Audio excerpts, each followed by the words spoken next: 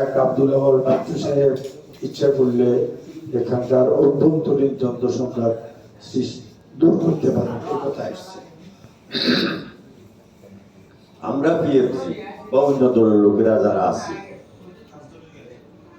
আমাদের সমাজে, যেমন এই সংগঠনটার একটা উদ্দেশ্য আছে সম্প্রীতিটা সমাজের সব ক্ষেত্রে, সাম্প্রদায়িক ক্ষেত্রেও, যেখানে আমরা হিন্দু মুসলমান আছি, যদি দুই সম্প্রদায়ের মধ্যে কোনো কলিশন হয়, মতভেদ হয় কোনো বিষয়, সেটা দেখাও আমাদের দায়িত্ব।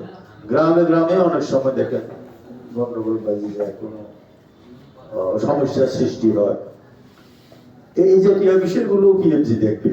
কিন্তু একটা বিষয় দেখেন, যদি দলের অভ্যন্তরীণ দ্বন্দ্ব হয় এবং একটা বড় দলের, সেটা পিএফসির ক্যাপাসিটি থেকে গুলোকে সমাধান করা আমি মনে করি সম্ভব।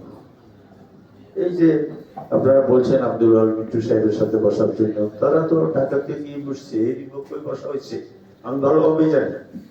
যখন আমরা কক্সবাজারে প্রোগ্রাম করতেছিলাম তখনও তাদের প্রোগ্রাম হয়েছে, ওনারা সমাধানে বসতে পারেন নাই।